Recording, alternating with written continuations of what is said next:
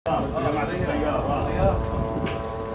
মাস ধরে নির্বিচার আগ্রাসন চালিয়ে ৩৭,০০০-এর বেশি ফিলিস্তিনি হত্যা করেও থামছে না দখলদার ইসরায়েল। নেতানিয়াহু সেনাদের হামলায় গাজা উপত্যকায় দেখা দিয়েছে মানবিক বিপর্যয়। এমনকি ত্রাণের মজুদ ও সরবরাহ কমে যাওয়ায় খাবার, পানি, জ্বালানি সহ নিত্য প্রয়োজনীয় পণ্যের সংকট চরমে। একে তো বাড়িঘর, হাসপাতাল, শরণার্থী শিবির কোথাও আর অবশিষ্ট কিছু নেই, তার উপর অসহায় ফিলিস্তিনিদের শেষ আশ্রয়স্থল গাজার লাইফলাইন খ্যাত দক্ষিণাঞ্চলীয় রাফাহ শহরেও তাণ্ডব চালাচ্ছে তেল আবিব। উপত্যকাটি এখন বসবাসের পুরোপুরি অযোগ্য বলে শঙ্কা প্রকাশ করেছে জাতিসংঘ।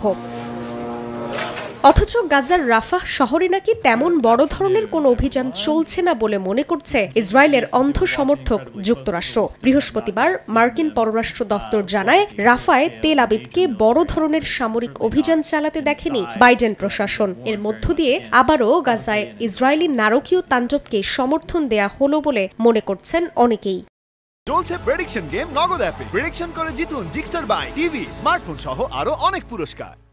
এর মধ্যেই চলমান সংঘাত বন্ধে যুদ্ধবিরতির প্রচেষ্টা চালিয়ে যাচ্ছে মধ্যস্থতাকারীরা। তবে যুদ্ধবিরতি চুক্তি না হওয়ার পেছনে ফিলিস্তিনি স্বাধীনতাকামী সংগঠন হামাসকেই দায়ী করছে যুক্তরাষ্ট্র। এ বিষয়ে জাতিসংঘের নিরাপত্তা পরিষদে পাশ হওয়া প্রস্তাবে হামাস কিছু সংশোধনের প্রস্তাব করেছে, যাকে গাজায় দ্রুত শান্তি প্রতিষ্ঠার ক্ষেত্রে বাধা মনে করছে ওয়াশিংটন। G7 শীর্ষ সম্মেলনে মার্কিন প্রেসিডেন্ট বাইডেন বলেন, সংগঠনটির বর্ধিত প্রস্তাবের কারণেই যুদ্ধবিরতি পরিকল্পনা নিয়ে জটিলতা তৈরি হয়েছে। এ অবস্থায় বিশ্লেষকরা বলছেন, সুতোয় ঝুলছে নিরপরাধ ফিলিস্তিনিদের ভাগ্য।